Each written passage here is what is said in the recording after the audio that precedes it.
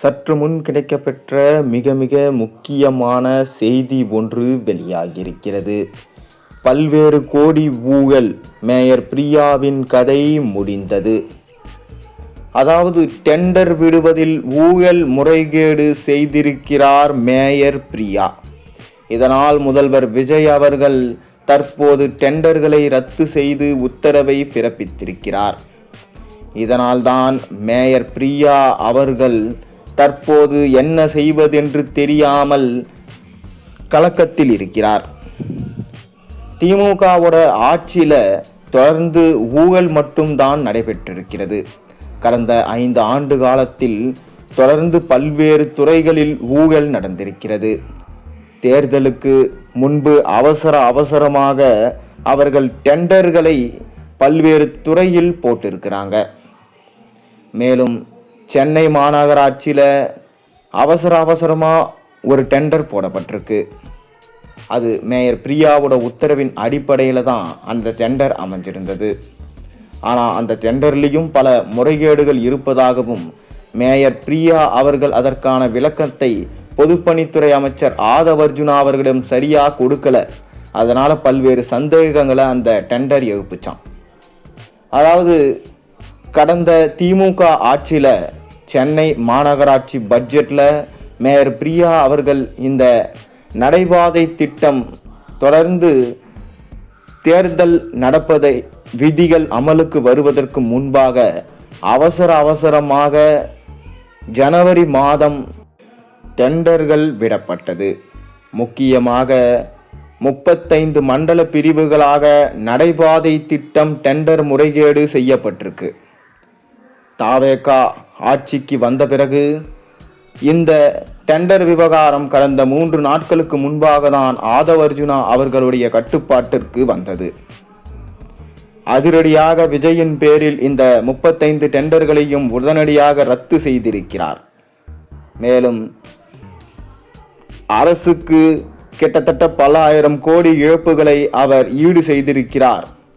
மேலும் மேயர் பிரியா அவர்கள் மீது நடவடிக்கை எடுக்கவும் திட்டமிட்டிருக்கிறார். இது திமுகவுக்கு எதிரான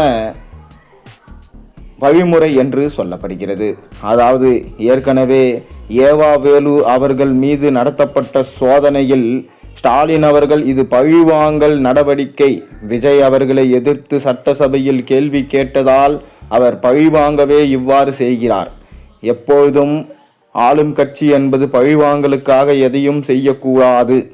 ஆனால் தற்போது ஒவ்வொரு டெண்டர்களையும் முடக்குவது திமுகவின் அஸ்திவாரத்தை எப்பொழுதும் ஆட்டி பார்க்க முடியாது என பகிரங்கமாக விஜய்க்கு சவால் விட்டிருக்கிறாங்க. தொடர்ந்து மேயர் அனைவரும் ஒவ்வொரு வருடமும் அவர்களது சொத்துக்கள் விவரங்களை வெளியிட வேண்டும். ஆனால் மேயர் பிரியா மட்டும் வெளியிடவில்லை. திமுகவின் ஆட்சியில் பல்வேறு துறைகளில் ஊழல் மற்றும் டெண்டர் ஊழல் முறைகேடு நடைபெற்று இருப்பதை மக்கள் தெரிந்து கொண்டிருக்கிறாங்க. ஆனால் மக்கள் கண் முன்னாலே ஊழல் இருப்பதை மேயர் பிரியா அவர்கள் வெளிக்கொண்டு வந்தார். தொடர்ந்து டெண்டர் விடப்பட்டதில் கிட்டத்தட்ட 130 கோடி ஒதுக்கப்பட்டிருக்கிறதாம். இதனால் அந்த 130 கோடியும் எங்கே? சென்னையில் வடிகால் வாரியத்தை சரி செய்து விட்டீர்களா? ஒவ்வொரு இடத்திலும் தேங்கி கிடக்கும் தண்ணீரை அகற்றி விட்டீர்களா? அங்கு பாதுகாப்பான சூழ்நிலை மக்களுக்கு ஏற்பட்டு விட்டதா? ஒவ்வொரு இடத்திலும் இருக்கும் சாக்கடைகள் தூர்வாரப்பட்டு விட்டதா என்று கேட்டால் இல்லை என்று தான் சொல்ல வேண்டும். தொடர்ந்து மழைநீர் வடிகால் திட்டத்திற்கு 4800 கோடி. ஆனால் சென்னையில் 3 ஆண்டுகளில் மக்கள் வெள்ளத்தால் தான் பாதிக்கப்பட்டார்கள். மேலும் 4800 கோடியின் கணக்கை வெள்ளை அறிக்கையாக ஸ்டாலின் வெளியிடுவதாக தெரிவித்தார். ஆனால் எந்த ஒரு அறிவிப்பும் வெளியிடவில்லை. தொடர்ந்து மேயர் பிரியா அவர்கள் வெளிநாடு பயணம் போன்ற பல்வேறு பயணங்களை மேற்கொண்டார். ஆனால் எந்த நிதியும் எந்த வரி பணமும் அவர் செலவு செய்யவில்லை. இந்த முறைகேடாக ஊழல் செய்த பணத்தை மட்டுமே அவர் பல வழிகளில் தவறாக செயல்பாடுகளையும் செய்து கொண்டிருக்கிறார். சென்னை மாநகராட்சியில் பல திட்டங்களை கொண்டு வருவதாக, மக்கள் பயன்பாட்டிற்கு வருவதாக கூறிவிட்டு இன்னுமே அந்த பல திட்டங்கள் போடவே இல்லை. ஆனால் டெண்டர் மட்டும் வழங்கப்பட்டு அதற்காக பல ஆயிரம் கோடிகளை ஊழல் செய்திருக்கிறார்கள். மேலும் திமுக தான் மீண்டும் ஆட்சிக்கு வந்துவிடும் என்ற மிதப்பில்தான் கடைசி நேரத்தில் பல்வேறு கம்பெனிகளுக்கு பல டெண்டர்களை வழங்கி இருக்கிறாங்க. ஆனால் திமுக ஆட்சி முற்றிலுமாக தமிழகத்திலிருந்து அகற்றப்பட்ட பிறகு தாவேக ஆட்சி வந்த பிறகு சுமார் 320 டெண்டர்களை ரத்து செய்திருக்கிறார்கள்.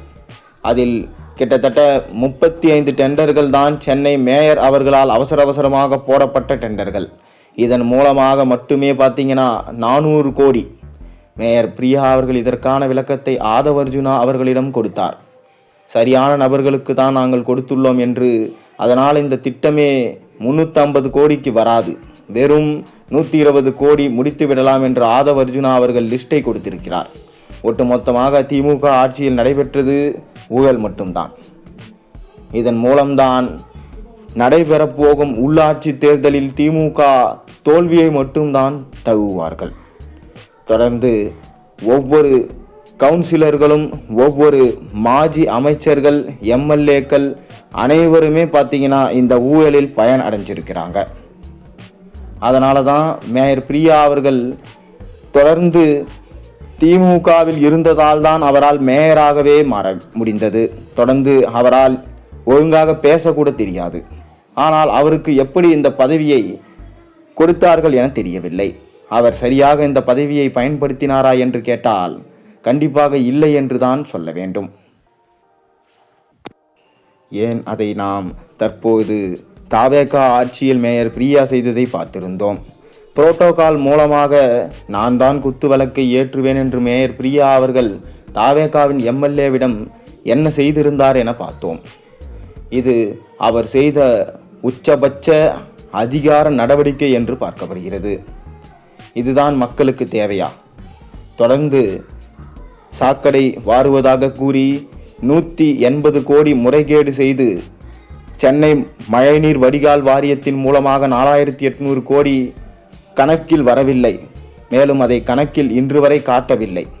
சென்னையை சுகாதாரமாக மாற்றுவதற்கு ஒரு குப்பைகளை கூட நாங்கள் சென்னை மாநகராட்சியில் தெருக்களில் நாங்கள் பார்க்க விடமாட்டோம். அத்தகைய பணிகளை மேற்கொள்வதற்கு எங்களால் முடிந்த செயல்பாடுகளை செய்வோம் என கூறியிருந்தார்கள். இன்று வரை சென்னையின் நிலைமை மாறவில்லை. தொடர்ந்து ஒவ்வொரு நிறுவனங்களிலும் 20% பார்ட்டி ஃபண்டாகவும் அமைச்சர்களுக்கும் எம்எல்ஏக்களுக்கும் சில கமிஷன்கள் சதவீதம்தான் நாங்கள் கொடுப்போம் என்பதை தற்போது திமுகவின் நிர்வாகிகள் நிறுவனங்களிலிருந்து அழுத்தம் திருத்தமாக பேசியிருக்கிறாங்க. இப்படி பார்ட்டி ஃபண்ட் கமிஷன் மற்றும் பர்சன்டேஜ் அடிப்படையில் இவர்கள் பணமாக பெற்றால் மக்களின் அந்த திட்டத்திற்கு சரியான திட்டத்திற்கு பணிகள் மேற்கொள்ளப்படுமா? மீதம் இருக்கும் பணத்தில் கரெக்டாக அந்த டெண்டர் நடக்குமா? இதனால் தான் விஜய் அதிரடியாக அந்த டெண்டர்களை கேன்சல் செய்துவிட்டு மீண்டும் புதிய டெண்டர்களை போடவிருக்கிறார். இதனால் மேயர் பிரியா அவர்கள் கொண்டு வந்த டெண்டர் கேன்சல் செய்யப்பட்டு முறைகேடு புகாரில் அவர் சிக்குவார் என எதிர்பார்க்கப்படுகிறது.